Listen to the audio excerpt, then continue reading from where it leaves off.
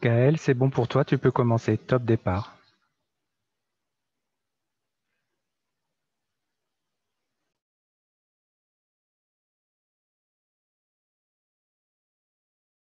Oui, bonjour, le temps d'activer mon micro. Donc, bonjour à tous. Je suis ravie de vous parler aujourd'hui de l'apport d'IA pour la production automatique d'informations géospatiales. C'est un sujet qui est au cœur du projet AI4Geo, dont je suis la chef de projet pour l'IGN, qui est l'Institut national de l'information géographique et forestière, qui est l'opérateur de référence en France. Dans un premier temps, je vais définir ce qu'est l'information géographique, l'intelligence artificielle et ce que peut apporter l'IA à l'information géographique. Dans un deuxième temps, je présenterai le projet AI4Geo et je terminerai par un focus sur l'apport de l'IGN dans le projet AI4Geo. Que je clique au bon endroit. Donc, l'information géographique, en fait partie de notre quotidien avec de nombreux services que nous utilisons. On peut citer par exemple les services pour calculer nos itinéraires ou lors de randonnée, pouvoir suivre sa progression si on est connecté. En fait, l'information géographique, c'est une information que l'on peut situer sur un plan, une carte, directement par des coordonnées ou indirectement par relation avec d'autres informations. Et donc, une donnée géographique, pour définir un petit peu plus précisément, ça sera un référentiel géographique. C'est une carte, un plan, une image aérienne qui sert de fond de plan pour la présentation. Des objets géographiques que l'on peut visualiser par superposition. Donc, on peut par exemple citer des bâtiments, des routes, des forêts, des parcelles, des limites de communes et des informations qu'on appelle des données attributaires qui sont rattachées à ces objets géographiques qu'elles caractérisent. Donc, ça sera notamment la largeur d'une route, le trafic, la liste d'une adresse postale, d'une parcelle. Voilà. Donc, ces données, elles peuvent être acquises par des images aériennes, par des images satellites, et ça va constituer des bases de données. Ce qui est important, c'est qu'en fait, la donnée géographique, ça présente un intérêt majeur en fait, pour différents acteurs, notamment l'État, les collectivités territoriales sur des secteurs d'activité très divers comme l'aménagement du territoire, les politiques de transport ou l'environnement et la prévention des risques. Donc là, on peut voir à l'écran que ces cartographies 3D peuvent être utilisées comme aide à la navigation, en géomarketing aussi, ou aussi une deuxième application, c'est tout ce qui est les cartes haute définition pour les systèmes de navigation autonome des véhicules. Et une troisième illustration, c'est la planification urbaine ou le déploiement de réseaux 5G. Voilà. Cliquer. Donc, un petit exemple un peu plus concret qui se réfère à l'IGN. Là, dans des exemples récents, lors de la tempête Alex, l'IGN a mené une campagne d'acquisition aérienne, ce qui a permis d'évaluer les dégâts et de voir les reconstructions sur place qui étaient nécessaires. Un autre exemple de produit de sortie, c'est par exemple la carte d'occupation des sols où on peut voir les différents types de végétation sur le territoire français. Voilà. Euh, alors, donc, peut-être pour conclure en éléments chiffrés sur l'enjeu, au-delà de ces enjeux de politique, en fait, il y a un enjeu économique qui est très important. On voit que, pour donner quelques chiffres, les services là, issus de l'observation de la Terre, on est sur un marché de 40 milliards de dollars par an en 2020. Et sur le marché là, de l'analyse des données spatiales avec, par exemple, les cartes d'occupation des sols, pour exemple, on peut atteindre les plus de 80 milliards de dollars par an, donc ce qui est relativement conséquent. Et ce qui est révélateur, c'est que les GAFAM, qui sont les géants américains du numérique avec Google, Amazon, Facebook, Apple ou Microsoft, s'impliquent sur le sujet. Un autre élément qui est important à noter, c'est que finalement, on a de plus en plus de sources de données qui foisonnent et qui vont démultiplier les opportunités marché. On a notamment de plus en plus de données satellitaires qui sont de plus en plus facilement accessibles, globales et de très bonne définition, de plus en plus de données en open data, et puis finalement, beaucoup de données qui viennent des objets connectés. Voilà, donc vraiment, la production d'informations géographiques est un enjeu majeur pour beaucoup d'applications. Par contre, elle va nécessiter des images de très haute résolution et ces campagnes, elles peuvent effectivement être un peu coûteuses. Donc, que peut apporter l'IA? En fait, ça va permettre de réduire les coûts de production de cartographie, de permettre aussi de diminuer les temps de production et de rendre de permettre de mettre à disposition un service de manière quasiment instantanée, et ce, à l'échelle de la planète, et in fine, de favoriser de nouveaux services. Donc, pour peut-être représenter un petit peu rapidement l'IA, mais en fait, l'IA, on le voit, elle est au cœur de enfin, l'IA, ce qu'elle va permettre, c'est donc d'automatiser pas mal d'actions manuelles, parce que pour traiter une image, il y a pas mal de travaux qui sont à réaliser, de traitement. Et c'est pareil, ensuite, il faut classifier pour que les informations, comme je disais tout à l'heure, soient associées à chaque image. Et c'est que là que l'IA va vraiment faire la différence, parce qu'elle va permettre donc d'automatiser. C'est vrai qu'on le voit, hein, l'IA est dans notre vie au quotidien. On l'a dans le traitement du langage, dans les assistants vocaux. Et ce qui est notable, c'est que l'IA maintenant se développe de plus en plus sur le traitement d'images.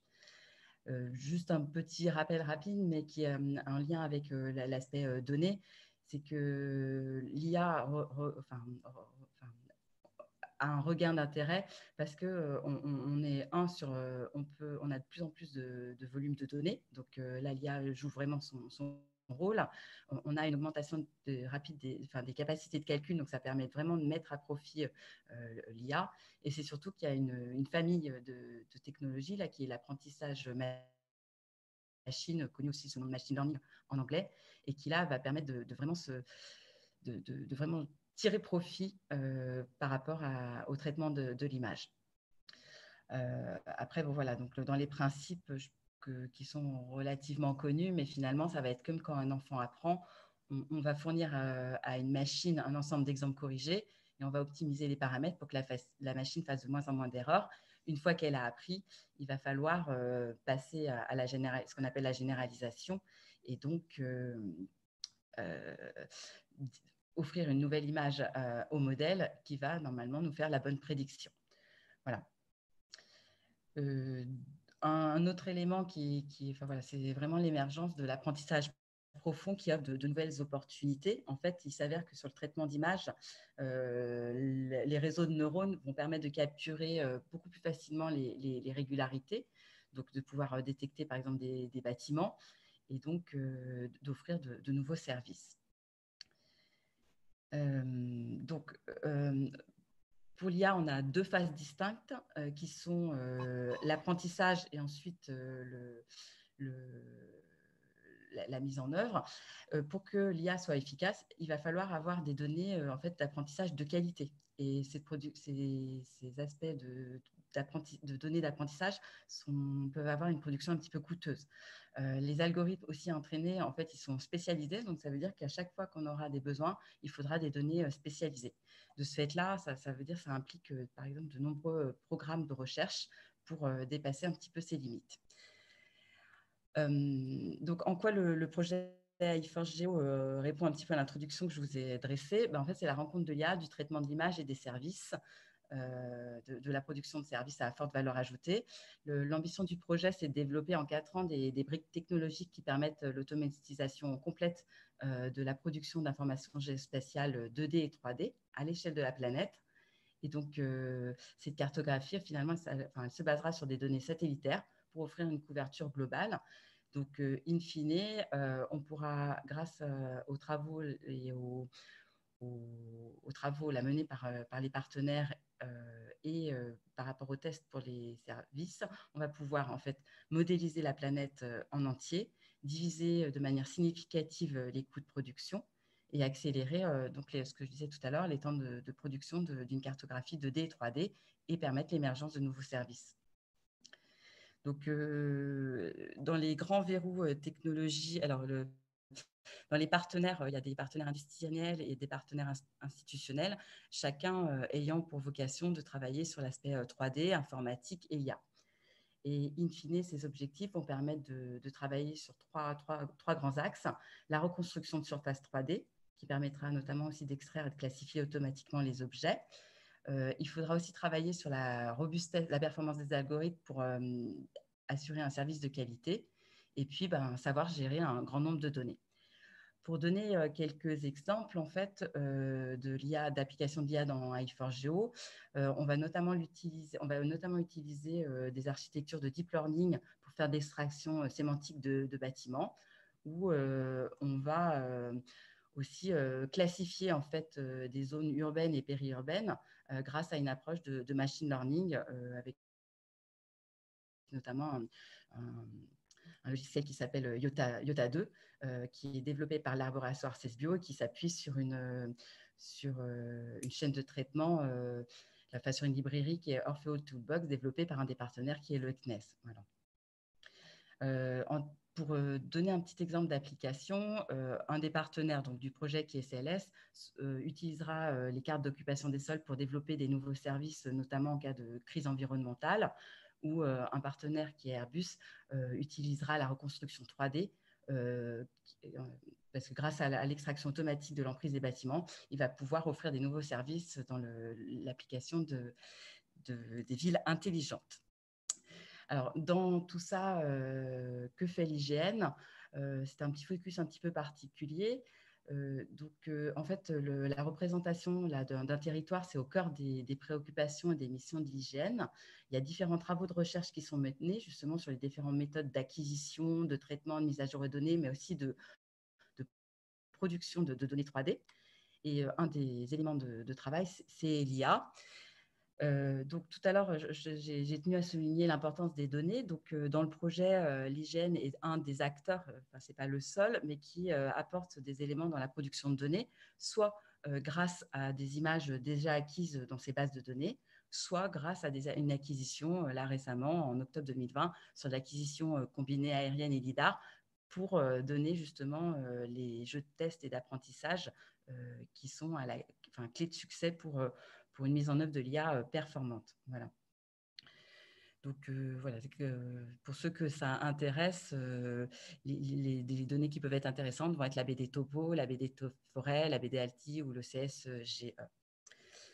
L'autre élément qui est peut-être plus important, c'est que, enfin pas plus important, mais qui est un des éléments contributeurs, c'est que l'IGN a une grosse activité, s'implique notamment là, dans le projet i4Geo sur l'activité 3D, en assurant la qualification des données, des entrées, puisque tout à l'heure je disais que la qualité est clé.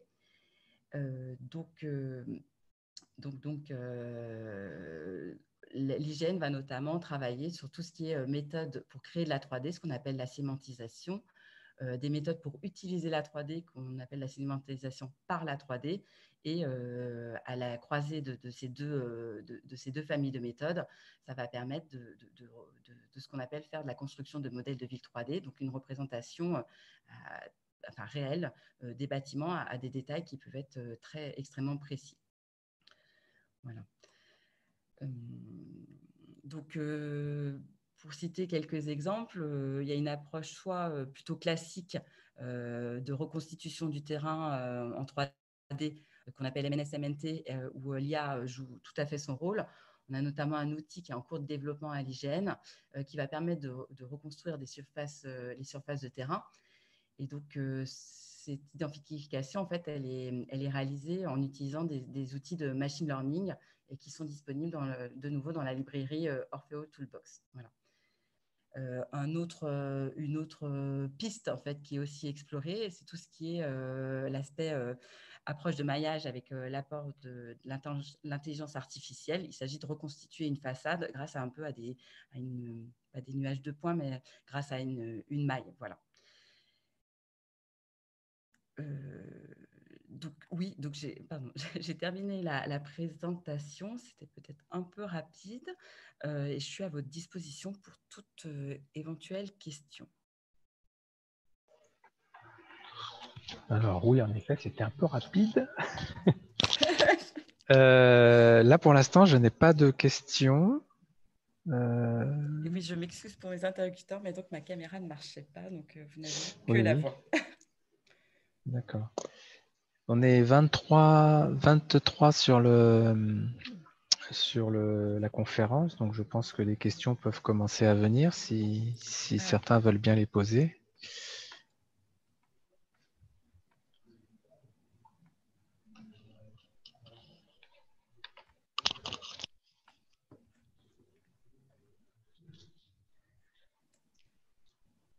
On a eu des problèmes de son aussi tout à l'heure un petit peu, mais c'était pas grand-chose, c'était un peu haché.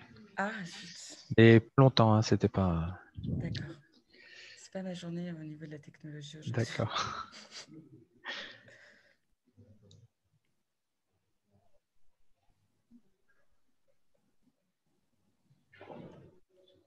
Non, là, j'ai pas de questions pour l'instant.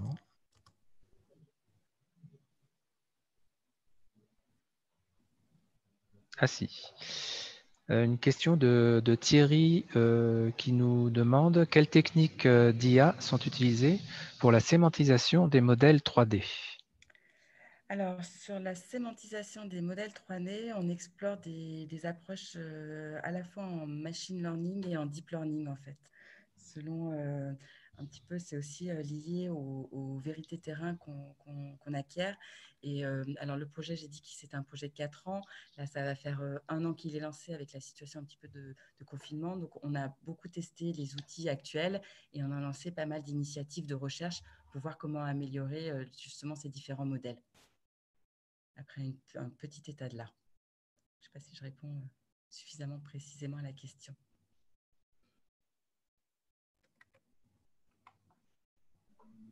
Pardon, j'avais coupé mon micro.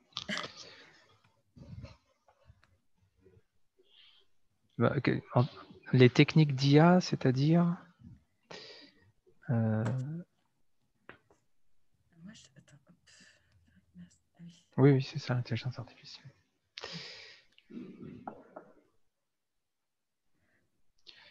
Non, non, apparemment, il est content de sa réponse. Merci Thierry. Après, voilà, je ne suis pas total, enfin, j'assure la coordination. Donc, oui, il y a vraiment toutes les pistes et c'est vrai qu'on le voit. Il y a des arbitrages à faire entre l'investissement qu'on veut y mettre, les modèles disponibles, la performance qu'on veut obtenir. Donc, on est un petit peu encore en train d'explorer différentes pistes.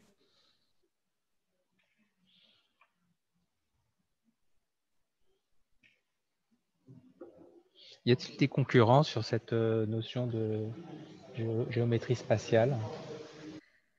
Oui, en fait, c'est vraiment un gros sujet d'actualité. Il y a beaucoup d'acteurs qui proposent des services. Après, c'est souvent, comment dire, là, l'ambition du projet i4Geo, c'est grâce à un financement BPI, donc c'est vraiment une volonté française de concurrencer les GAFAM. Et là où il y a moins de concurrents, c'est que là, on est sur une approche où ça concernera la terre entière et non pas des approches un peu plus localisées, comme chez pas mal de concurrents ou sur des applicatifs très précis, plutôt des aspects construction de ville ou végétation, mais c'est rarement un service qui couvre végétation, ville et qui couvre la terre entière. Donc, il y a quand même une avancée, enfin, comment dire, c'est pas un cocorico français, mais il y a, grâce à ce projet i4Geo financé, il y a quand même un élément différenciant qui est assez fort. Du coup, il y a une participation européenne dans ce Non, projet? non, c'est vraiment un projet financé par la BPI, donc par un financement de l'État français. Enfin, D'accord. Et qui dit couverture mondiale, on parle d'images satellitaires ou de data oui, satellitaire? oui, pardon, je suis passée sans doute un peu rapidement dessus. On est sur d'images satellitaires pour avoir des fréquences de visite régulières. Et puis, il y a quand même des projets là, qui sont en cours qui offrent, enfin, je pense en l'occurrence à Pléiade Néo, qui va offrir des opportunités de revisite très régulières. Après, c'est toujours un équilibre à trouver entre la revisite et puis la résolution qui est offerte. Mhm. Donc là, on va dire voilà, la qualité de l'image. C'est vrai qu'après, on va le. Donc, oui, la donnée principale est satellitaire. Par contre, pour améliorer la qualité sur des points particuliers, on peut compléter par de la donnée aérienne ou certains de nos partenaires complètent par de la donnée LIDAR, comment dire, pas aéroportée, mais terrestre. Et du coup, là, je reviens sur le lidar. Jusqu'à maintenant, j'ai toujours entendu parler du lidar sur les côtes françaises. Et est-ce que ça va couvrir un peu plus que les côtes ou ça... Alors, une des approches LIDAR, là, c'est vraiment plus dans les aspects apprentissage. là, dans le cadre du projet, on est plus pour pouvoir améliorer l'aspect apprentissage avec l'IA.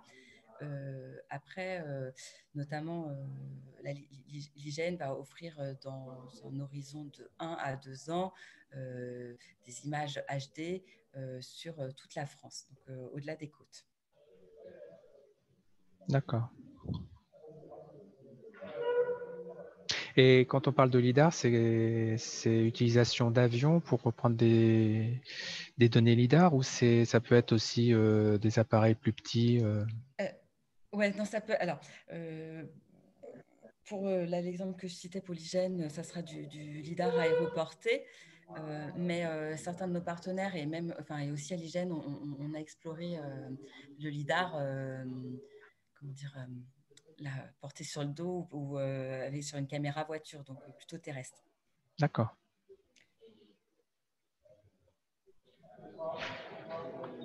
Bon. Je ne vois pas arriver de questions. Oui, merci d'avoir posé des questions. Je crois que j'ai un peu trop écrit.